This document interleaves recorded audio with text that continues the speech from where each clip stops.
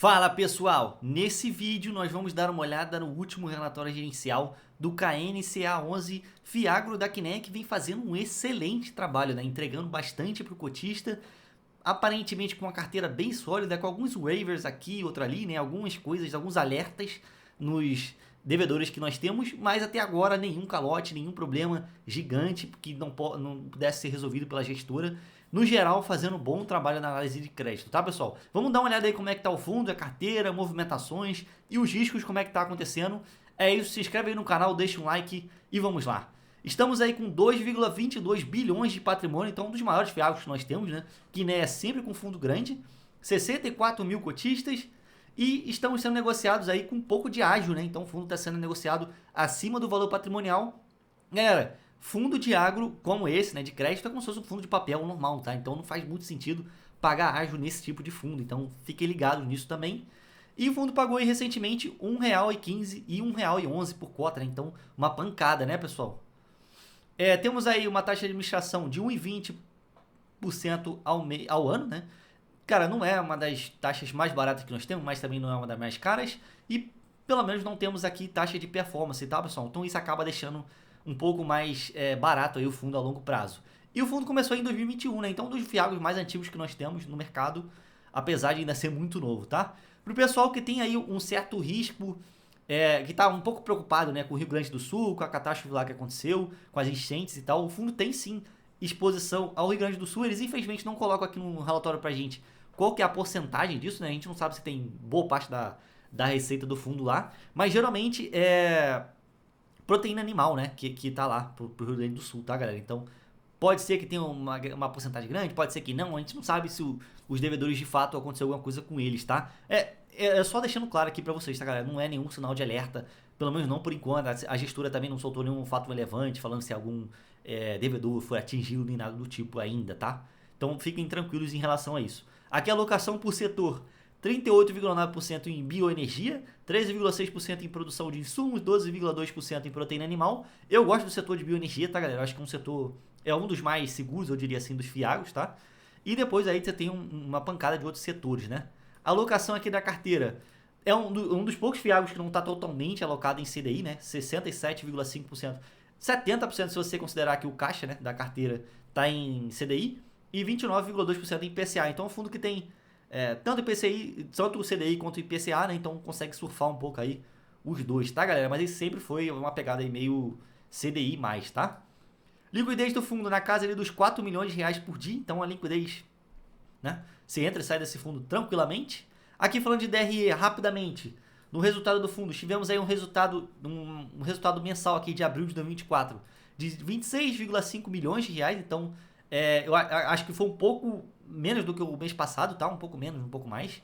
E 2,5 milhões de despesa, tá? A despesa nesse mês de abril, frente ao resultado total do fundo, ficou ali na casa dos 11% mais ou menos, tá? Então, né, não tá aquela despesa muito absurda ainda, na casa dos 10, 15%, que é a média aí do mercado, tá, pessoal?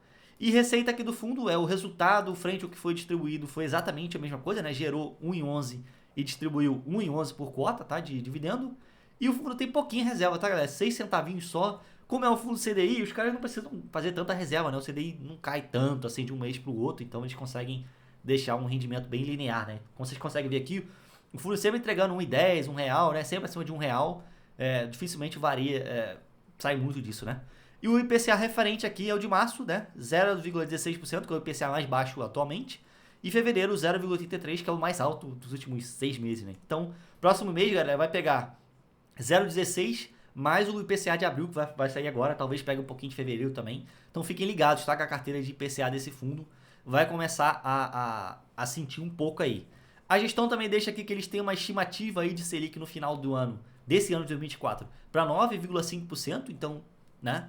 O pessoal já consegue ver que não vai cair tanto assim, e até 9% no final de 2025, tá, pessoal? Então eles não estão com a estimativa aí de corte tão grande assim também não, tá? E os rendimentos mensais aqui do fundo, como vocês conseguem ver o histórico aqui, já pagou 1,40, já pagou R$ 1, 1,1, 1,11, 1,20, né? Então, ele sempre fica nessa casa aí de R$ 1, no máximo 1,40, né? Então, aqui pra frente, dificilmente ele vai pagar 1,40 de novo, porque o CDI não deve chegar naquela casa de 14% igual estava antes, tá?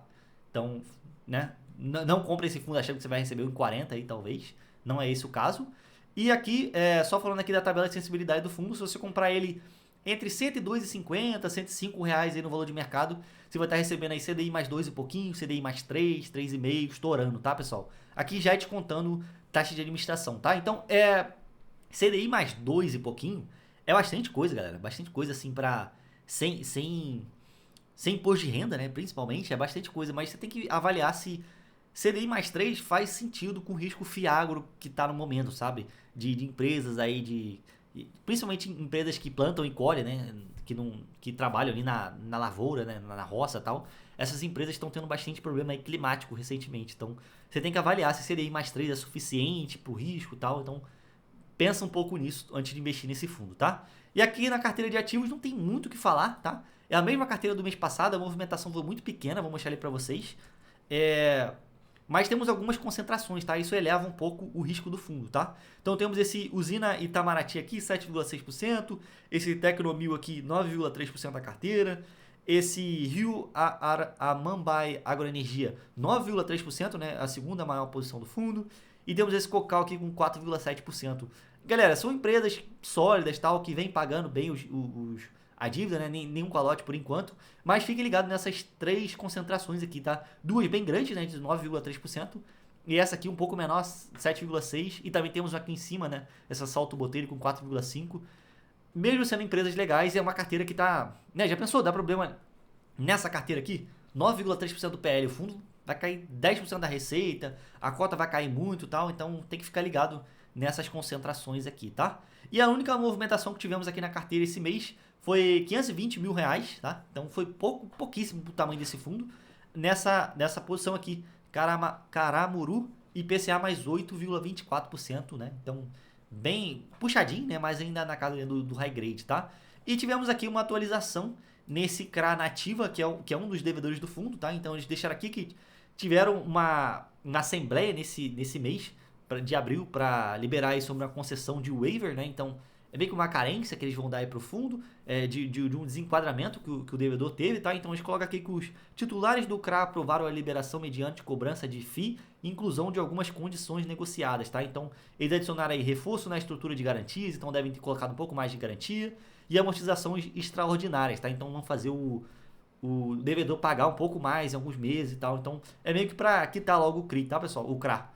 E apenas 0,6% do patrimônio do fundo está exposto a esse devedor, tá, galera? Então não é nada para se alarmar por enquanto, é só um waiver normal, faz parte do game. Por enquanto ainda não deixou de pagar, tá? E eles deixaram aqui também que a Nativa tem mantido boa liquidez e endividamento alongado e vem cumprindo rigorosamente com todas as suas obrigações financeiras, ou seja, vem pagando normalmente, por enquanto, nenhum problema, tá, galera? Aí aqui embaixo a gente consegue ver um pouco mais de detalhe aí. Colocaram umas fotinhas, né, finalmente. E, gente, é isso.